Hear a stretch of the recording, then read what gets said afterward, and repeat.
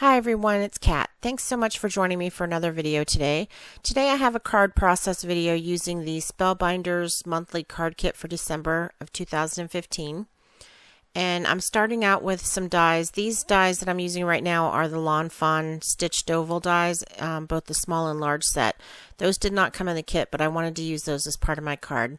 So I'm just cutting out a couple of the pieces of cardstock from the kit using those dies, and now I'm using the dies that came in the kit, and they don't have a name, but this is one of the little flourish dies, and I cut that out of foil paper, which I thought was really pretty. And this is a tag die, which I plan on stamping my sentiment on. So I'm just cutting those out, and then I'm going to layer the white on top of the blue, or the aqua. So now I'm going to pull out my stamping mat and my ink and all the things that I need to stamp with.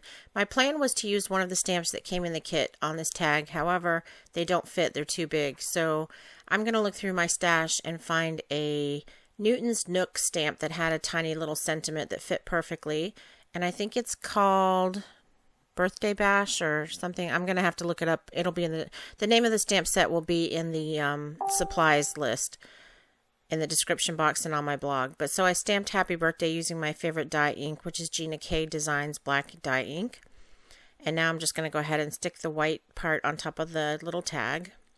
And then the kit came with some twine that has like silver wrapped up in the twine, and it was kind of falling apart, so I just decided to tear off the top of the little card that was holding it so that I could get it off of the card without it falling completely apart. So I'm just going to cut a little piece of that off and run it through the hole in the tag, and I think that adds a cute little touch to it. And it kind of looks cool that the silver is coming away because you can see it a little more. Makes it kind of rustic looking.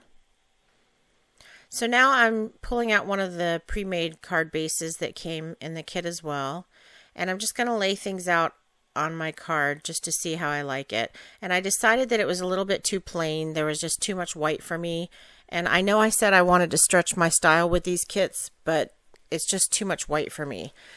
So I'm going to pull out a little leaf and decide that I want to go ahead and layer that in there.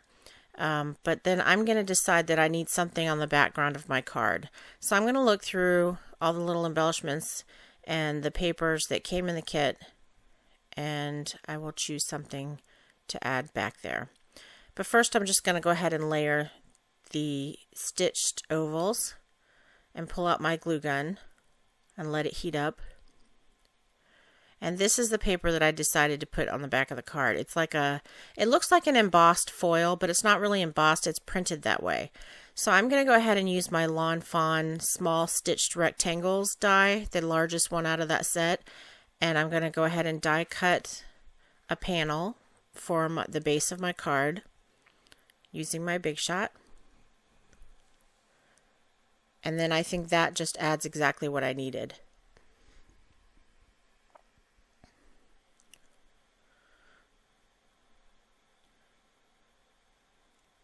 I like the look of the cards with a lot of white on them.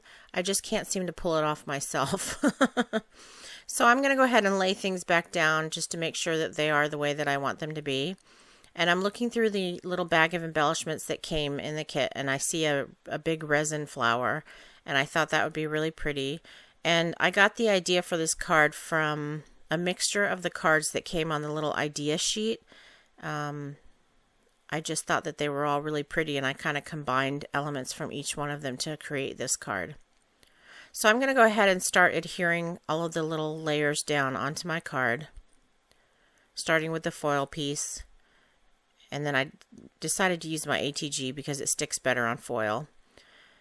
And then I'm going to hot glue my little fabric leaf down, and also the foil silver flourish. It's like 7 o'clock in the morning here, guys, the day after Christmas, so you got to stick with me because I'm not real with it yet. So I think that looks pretty, and now I'm going to add the resin flower, and then I just need to add my tag, and the front of the card will be pretty much done, except maybe some sequins. What's a card without sequins, right? I did think about using this beautiful snowflake, but I just felt like it was a little bit too much. So I'm going to save that for another project, but that snowflake is so gorgeous. It's like made of rhinestones. So now I'm going to pull out some sequins and try to pretend like they just fell on the card. And I glue down my sequins with micro glue dots. I think it's a lot easier and less messy than using liquid glue. However, when I'm working with teeny tiny little sequins, I do use liquid glue. I use the Ranger Multimedia Matte. So that's the front of my finished card, and now I'm going to work on the inside. This die also came in the kit, and I'm going to cut out a piece of white cardstock and stamp my sentiment on it and put that on the inside of the card. So I'm just going to use my little die release tool from Kaiser Craft to poke out the little innards of the die cut, and then I'm going to stamp one of the stamps that came in the kit that says, I think it just says happy birthday. Yeah, I'm going to stamp that in that die cut. And then I'm just going to add that to the front of, or the inside of my card, and my card is finished. So thanks so much for watching, guys. I will see you next time. Have a great day.